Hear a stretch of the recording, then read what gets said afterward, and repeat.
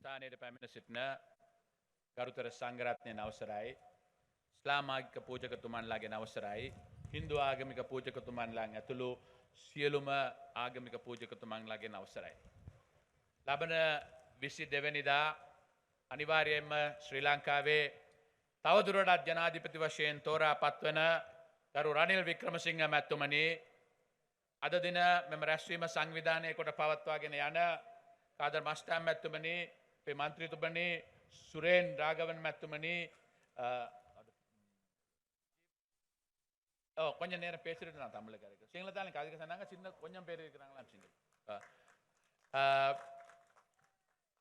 ජීවන් තොණ්ඩමන් ගරු ඇමතිතුමනි, ඔබ ඇතුළු මේ ස්ථානයට පැමිණ සිටින ඔබ සියලු දෙනාගෙන්ම අවසරයි. මම කෙටි වේලාවක් මෙහි පැමිණ සිටින අපේ සිංහල සහෝදරන්ට සිංහලෙන් කතා කරලා அதுக்கு பிறகு தமிழாலயம் சில வார்த்தைகளை பேசுவோம்.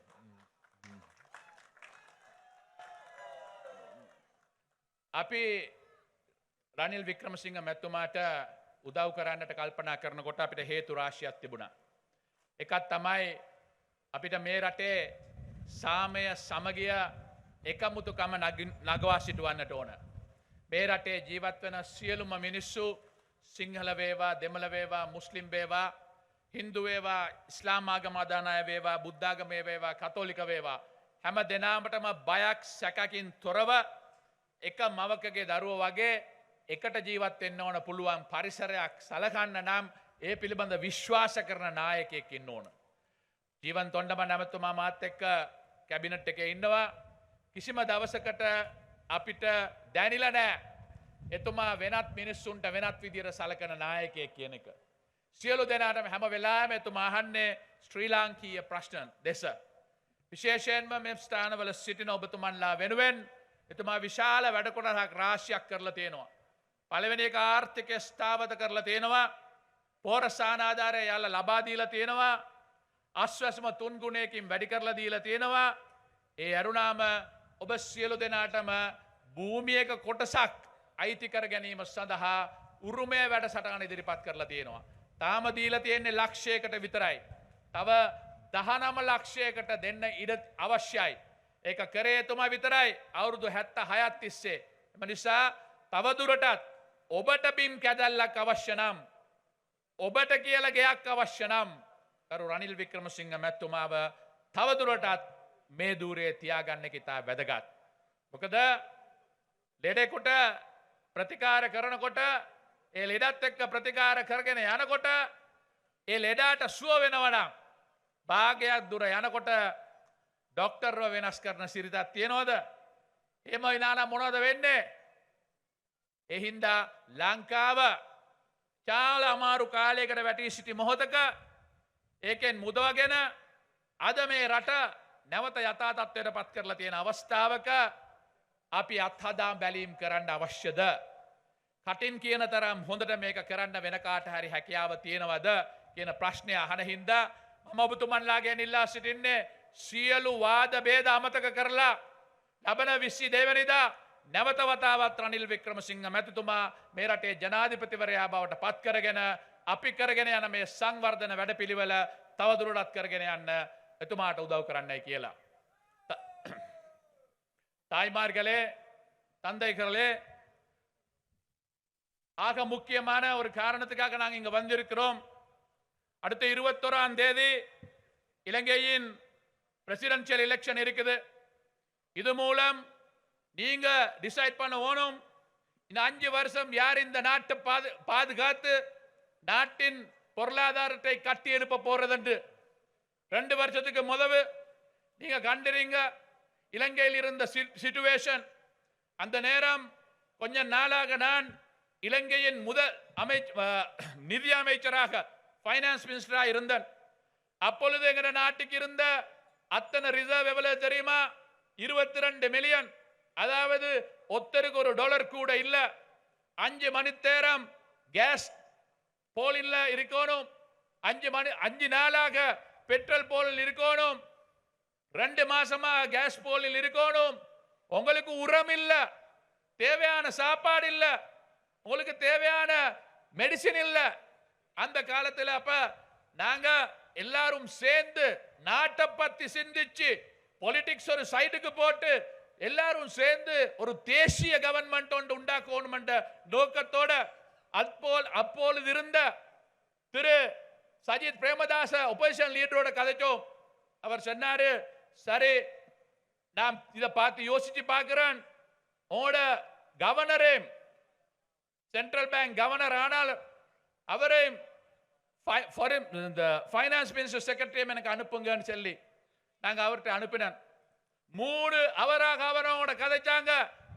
கதைட்டு சொன்னாங்க, கேஸ் பாரம், இந்த பாரம் எடுத்தால் நாங்க ஒளிஞ்சு எங்கட பொலிட்டிக்ஸும் ஒளிஞ்சு, அதனால் இதுக்கு எங்களுக்கு கையடிக்க இயலாது, நாடு புல்லட்டும், காரியம் இல்ல, புழுந்ததுக்கு பிறகு நாங்க எடுப்போம். அப்படித்தான் அவனோட நோக்கமாயிருந்துச்சு. அந்த நேரத்தில் நாங்க மீண்டும் வைத்து எங்கட பிரசிடென்ட் விக்ரமசிங்க அவர்கள் கவர்மெண்ட்ல இருந்து 222 பேர்ல அவர் மட்டும்தான் இருந்தாரு.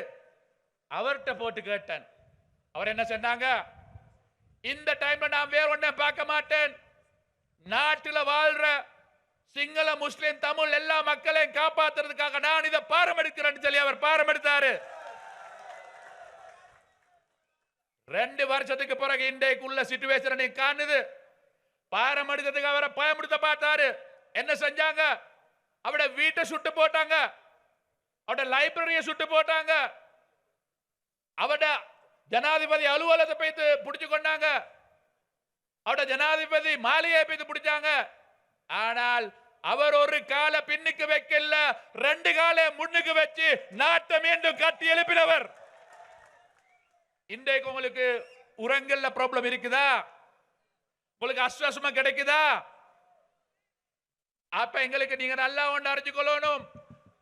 இவங்களும் வந்து கொண்டு சஜித்தும் சொல்றாரு, இப்ப அதை தாராங்களாம், அன்றகுமார வந்து கொண்டு 6 மாசத்துக்கு ஒருக்காக சம்பளத்தை தாராங்களாம், வெட்ட குறைக்கிறாங்களாம்.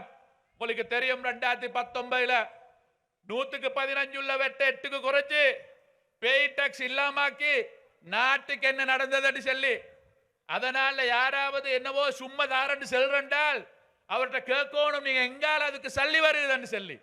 நாங்க என்ன செஞ்சிருக்கிறோம், 2021 22 கவர்மெண்ட்டுக்கு சல்லி இருக்கணும், சல்லி இருந்தா தான் திருப்பி உங்களுக்கு கொடுக்கலாம். எங்களுக்கு எவ்வளவு கிடைக்கதோ 2022 அது மாதிரி 3 பங்கு இன்றைக்கு நாங்க சல்லி சம்பாதிக்கிறோம் கவர்மெண்டால. அதை வச்சுத்தான் உங்களுக்கு நாங்க அஸ்வசமா தருகிறோம். 2500 ரூபாய் கிடைச்சவங்களுக்கு 7500 ரூபாய் தருகிறோம், 5000 ரூபாய் கிடைச்சவங்களுக்கு 15000 ரூபாய் தருகிறோம். உரத்துக்காக நாங்க இப்போ 25000 ரூபாய் தருவோம். 4000 ரூபாய்க்கு உரங்க தரத்துக்கு நாங்க இப்ப திட்டம் போட்டிருக்கிறோம்.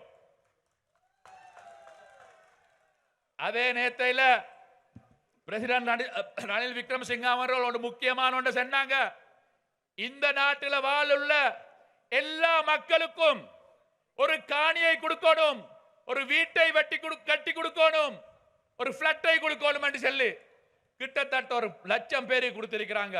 இன்னும் 19 லட்சம் பேருக்கு நீங்க எந்த காணிய, எந்த கவர்மெண்ட் காணிய நீங்க விவசாயம் செய்றீங்களோ, எதுல நீங்க வாழ்றீங்களோ, எதுல நீங்க உங்களோட வீட்டை கட்டி இருக்கிறீங்களோ, அது அப்படியே உங்களுக்கு திருப்பி கட்டி தர்றதுக்கு நாங்க உரிமை உண்டாக்கி இருக்கிறோம். நீங்க எல்லாருக்கும் உரிமை கிடைக்கும். 19 லட்சம் பேர் இருக்குது. இதை செய்யறதுக்காக ஒரு திட்டம் போட்டு இருக்கிறாங்க. மகவேலிய முந்தி ஜார் ஜெயவர்தனே அவர்கள் 30 வருஷத்துக்குள்ள உள்ள மகவேலிய செய்யறதுக்கு 6 வருஷத்துல ஒரு திட்டம் போட்டாங்க, மகவேலி அதிகாரி ஒன்று உண்டாக்கி.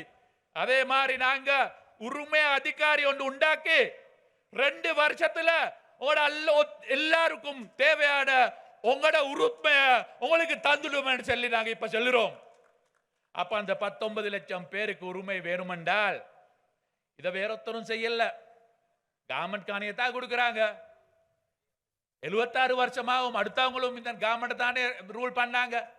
அவங்களுக்கு விளங்காததே இவருக்கு விளங்கினது. காரணம் அந்த உங்களோடு உள்ள இரக்கம். அவர் ஜாதி மத இனம் ஒன்றே பேச மாட்டாரு. அவருக்கு இலங்கையில் வாழ்ற அத்தனை பேருமே இளைஞர்.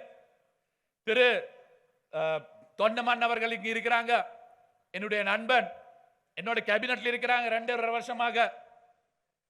அவர்கிட்ட நீங்க கேட்டு பார்க்கலாம்.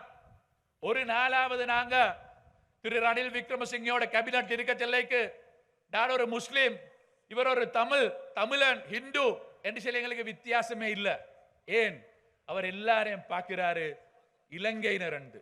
அதனால மிச்ச காலத்துக்கு பிறகு லீடர் ஒன்று வரும், அவரை நாங்க மீண்டும் இலங்கையின் ஜனாதிபதியாய் கோல தேவையா இல்லையா? கட்டாயம். அதனால ஒன்றை மட்டும் சொல்லலாம், நான் மிச்ச நேரம் பேச மாட்டேன், நீங்க பல பல பேச்சாளிகள் இருக்கிறதால ஒன்றை மட்டும் சொல்றேன். உங்களோட ஒரு சோசியல் மீடியாவில் இருந்தோண்ட அதை நான் தமிழ்ல தான் இருந்துச்சு, அதுல என் ஃப்ரெண்ட் ஒன்று சோசியல் மீடியாவில் போட்டிருக்கிறாரு, அடுத்த செப்டம்பர்ல நீங்க, அதாவது இப்ப செப்டம்பர் 21ஆம் தேதி ஜனாதிபதி ரணில் விக்ரமசிங்கேக்கு ஓட் போட்டால் அவரே தான் ஜனாதிபதி. வேற யாருக்கும் ஓட் போட்டால் மீண்டும் அடுத்தடி சம்பராச்சல்லைக்கு மீண்டும் ரணில் விக்ரமசிங்கே தான் ஜனாதிபதி. என்னத்துக்கு இந்த வம்பு? வேற யாருக்கோ போட்டு நாட்டை உடைச்சு முழுந்து வராலும் அவர் பாரம்பரிய தேவையா? அதனால இந்த டைம்ல என்ன செய்யணும், அந்த 2 வருஷமா இந்த நாட்டை எவ்வளவு பாதுகாத்து கட்டி எழுப்பி உள்ளாங்களோ அந்த பயணத்தை மீண்டும் மீண்டும் முன்னுக்கு எடுத்துக்கொண்டு போறதுக்காக நீங்க திரு ஜனாதிபதி அவர்களுடைய கேஸ் சிலிண்டருக்கு ஓட் பண்ணி 5 வருஷத்துக்கு கூட நாட்டை பாதுகாக்கிறதுக்காக பங்காளிகளாக கேட்டுக்கொண்டு நான் விடைபெறுகிறேன். இது போன்று பல செய்திகளை தெரிந்து கொள்ள நமது வைப்ஸ் டிவி யூடியூப் தளத்தை சப்ஸ்கிரைப் செய்து அருகிலுள்ள பெல் பட்டனை கிளிக் செய்யுங்கள். மேலும் பல செய்திகளை அறிந்து கொள்ள www.vaibznews.com, vibesnews.com என்ற இணையதளத்தை பார்வையிடுங்கள்.